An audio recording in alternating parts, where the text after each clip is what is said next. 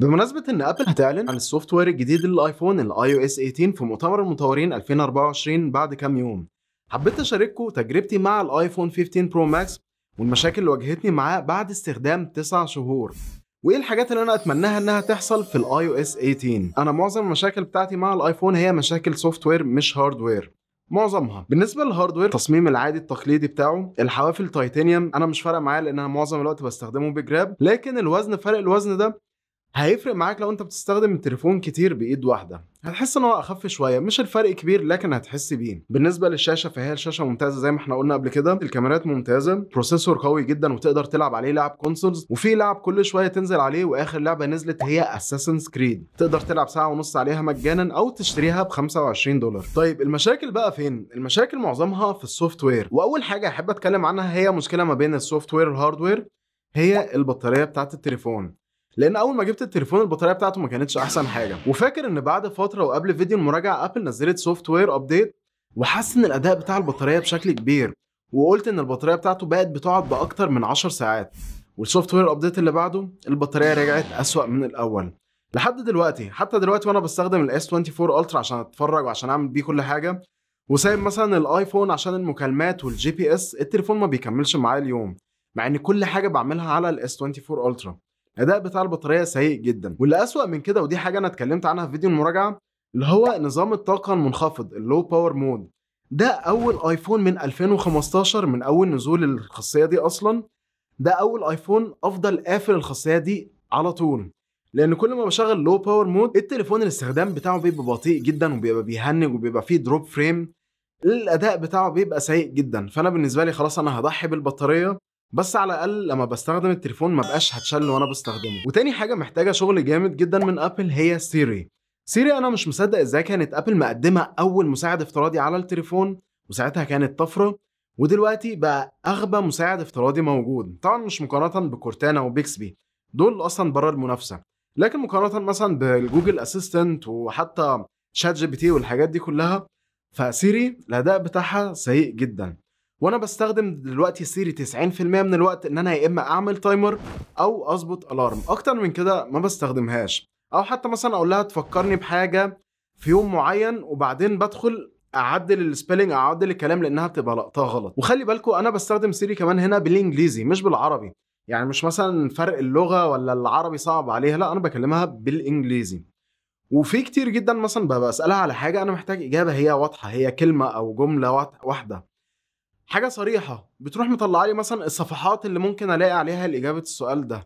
تعالوا نجرب مع بعض. انا دلوقتي هسالها موعد اصدار الايفون 4 اس كانت سنه كام. When was the release date of iPhone 4S؟ I found this on the web. كانت ممكن تقول لي سنه كام، بس هي كلمه واحده يعني رقم واحد، لكن مطلع لي صفحات عشان اخش ادور. ده بصراحه بالنسبه لي مش مساعد ذكي خالص. وطبعا مش هتكلم عن الاوقات الكتير اللي انا باجي اكلم سيري وتروح اصلا قافله، انا مش داخله المحادثه دي اصلا، انا مش عايز انا ارد عليك. وفي اوقات بسالها على حاجه مثلا وترد عليا في حاجه تانية. يعني مثلا كنت بسالها عن توقيت 3 بي ام بتوقيت سي تي هيبقى كام هنا في الامارات، راحت قايله لي تاريخ النهارده. دي من الحاجات اللي انا برضو فعلا انا مش مصدق ومش فاهم سيري دي بتعمل ايه بالظبط. فاي او اس 18 محتاج يركز بشكل كبير جدا على ان هو يحسن سيري عشان تبدا تدخل في المنافسه مع المساعدات التانية. اما بالنسبه للكاميرات فانا استغربت جدا الاداء بتاع الكاميرات في اخر مقارنه كاميرات اللي احنا عملناها ما بينه وبين الاس 24 الترا، لان انا اكتشفت حتى في تصوير الفيديو بالكاميرا السيلفي الاس 24 الترا كان احلى، مع ان الايفون خصوصا كان مشهور جدا بالكاميرا السيلفي بتاعته في كل ظروف التصوير، لكن هنا الظروف التصوير معينه الاداء بتاعه ما كانش احسن حاجه. تاني حاجه الايفون في المقارنه دي كان بيلوز الفوكس او التركيز على الشخص اللي بيتصور، كان بيروح كتير جدا، ودي حاجه كانت نادره انها بتحصل اصلا قبل كده، لدرجه ان انا بتهيالي بقالي سنتين او 3 بطلت اعمل في مقارنه الكاميرات المقارنه بين الاداء الفوكس بتاع الكاميرا، التركيز على الشخص في الكاميرا في التصوير. فتفتكروا ان انا ارجع اعمل التجربه بتاعت التركيز على الشخص دي في مقارنه الكاميرات ولا لا؟ اكتبوا لي تحت في التعليقات. واكتر حاجه بتبقى محبطه بالنسبه لي في التليفون هي الكاميرا التليفوتو. وقد ايه التليفون اصلا ما بيستخدمهاش. لان انا كنت مبسوط جدا ان التليفون دلوقتي الكاميرا الزوم بتاعته بقى بتقرب 5 مرات 5 اوبتيكال زوم، لكن التليفون فعلا ما بيستخدمهاش. في معظم ظروف التصوير لما بتيجي تعمل الكاميرا على التليفوتو معظم الوقت التليفون بيبقى عامل كروب في العدسه الرئيسيه. طب لما انت هتعمل كروب في العدسه الرئيسيه، طب ليه في كاميرا تليفوتو اصلا؟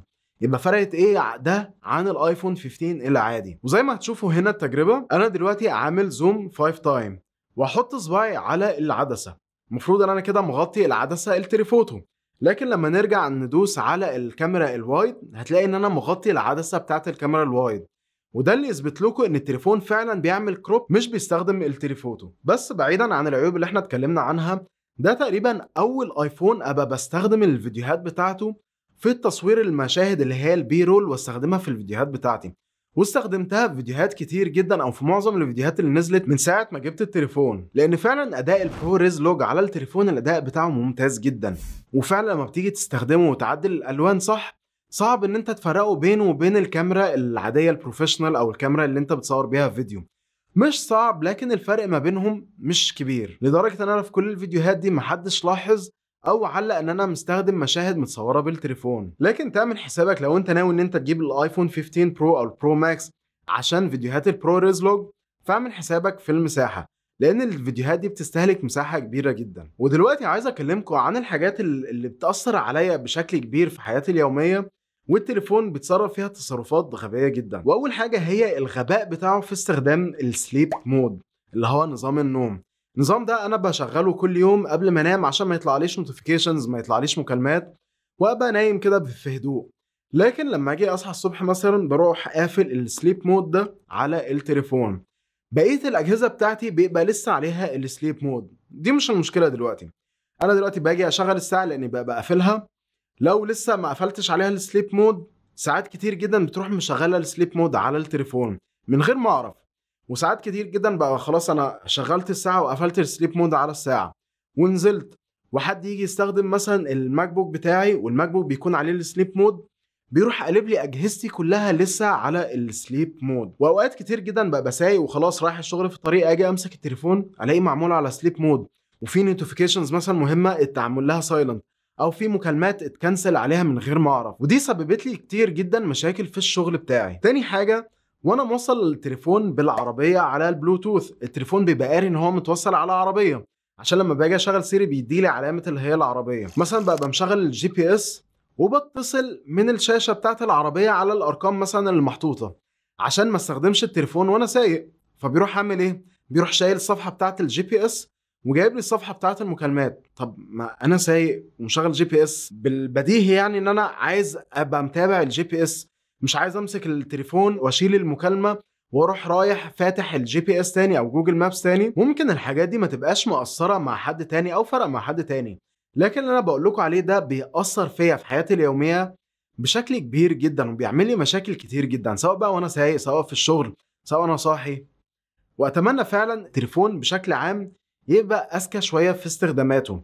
التليفون هو بيستخدم الاي اي في حاجات كتير، لكن في الحاجات اللي انت بتستخدمها بشكل يومي انا مش شايف ان هو بيعمل كده.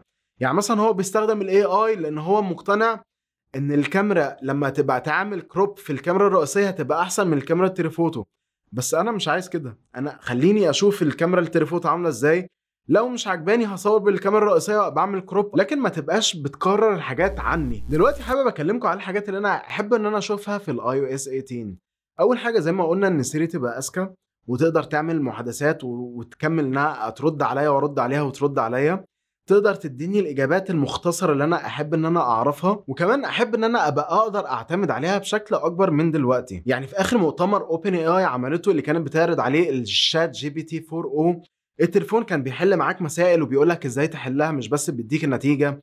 التليفون كان بيقول لك ايه الحاجات اللي قدامك وايه اللي ممكن تعمله بيها، كان بيتستخدم في حاجات كتير جدا. اتمنى ان سيري تبقى في نفس المستوى ده او حتى نص المستوى ده من الذكاء بتاع شات جي بي تي 4 او. تاني حاجه، احب ان يبقى في تغيير في استخدامي للتليفون وفي شكل التليفون، مش بس الخلفيه او الارقام او الساعه، لا في الحاجات، في المنيوز مثلا بتاعت الاعدادات، التطبيقات بتاعت ابل يبقى شكلها متغير، يبقى في ريديزاين، اقدر اعدل زي ما قلت في الاماكن واحطها في المكان اللي انا عايزه. احس ان في تغيير، احس ان في حاجه جديده.